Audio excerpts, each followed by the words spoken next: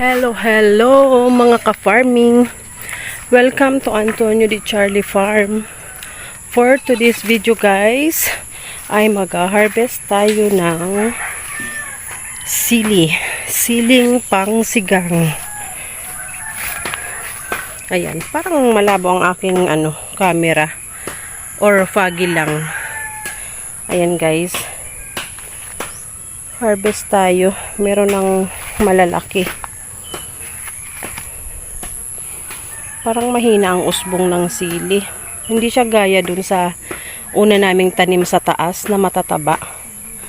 Ngayon, ano kayang nangyari? Ba't ganito ang itsura?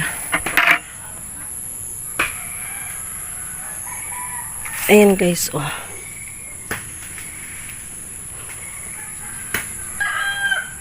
Ayan guys. Piliin lang natin yung mga matataba or malalaki na. Halata naman guys, yung ganito na for harvest na makinang na. Kisa dun sa bago, ganyan lang oh. Pag ganito makinang na, for harvest na yan. Kasi hindi naman kailangang hintayin mahinog dahil pang sigang ito. Harvest time. Harvest tayo ng sili guys. Siling pang sigang or siling haba. Ayan. Ayan guys, ngayon ko to nakita, nakatayo yung sili kasi kalimitan nakalaylay yan. Ito ay nakatayo. Ayan. So ayan, nag-start na tayo mag-harvest guys. Tinitingnan ko lang yung pinipili ko yung makinang. Pag makinang na, pwede nang i-harvest.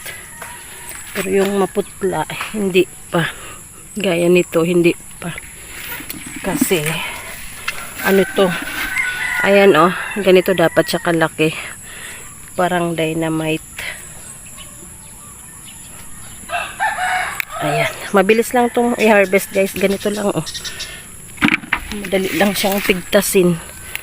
Ito naman oh, nagmukhang damage na lang, nabalata na takpa ng dahon, nabalot ng dahon. Ayan, harvest muna tayo guys. Ayan, kamay ko naman pala nakikita sa video, hindi ang sili. Ayan, hanap. Ayan, pili lang tayo guys. Piliin natin yung pwede na. Pwede na. Ito may mga nakatayo. May mga nakatayo. Hindi pa yan pwede. Ito pwede na. Bayan ang pangit. Ayan. Ito pwede na. Basta makintab na guys. Ayan, makintab na, pwede na. Ito.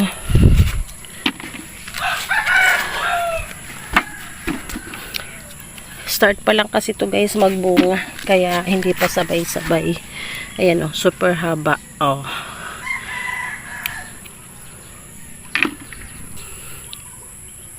Ito guys oh, maganda, marami siya oh, maraming bunga, pero hindi talaga siya malago oh, kulang sa dahon, kulang sa sanga. Ayan, so okay lang yan guys, grasya pa rin yan. Baka umusbong lang, baka late bloom lang. Harvest time. Harvest tayo ng siling pang sigang. Ayan, harvest na tayo guys. Ay, nasama yung paliit, nasagi. Mabilis lang kasi itong madali lang siyang pitasin. Sumama yung hindi pa pwede. Ito kaya pwede na.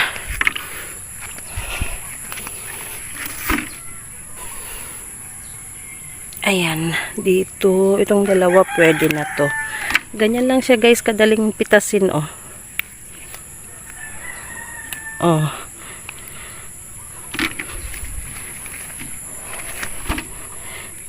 Ito hindi pa. Itong mahaba na, kunin natin. Ayan oh, laki. Ito, pwede na. Ito pa guys, oh.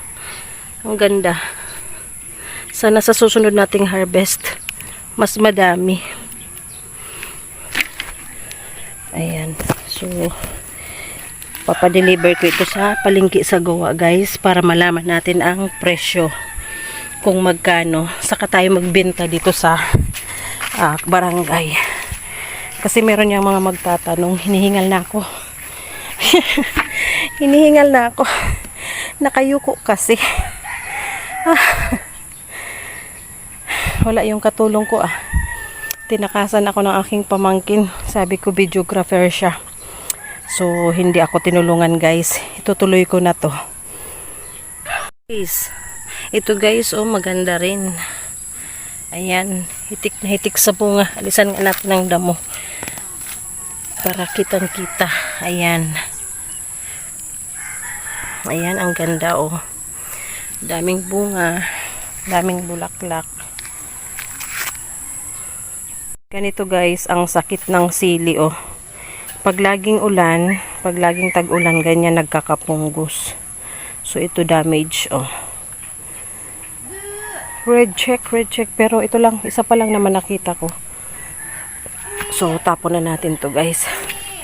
Ayan ang aking harvest guys. Ang lalaki. Ganito guys, oh, pang dynamite. Cheese lang at wrapper.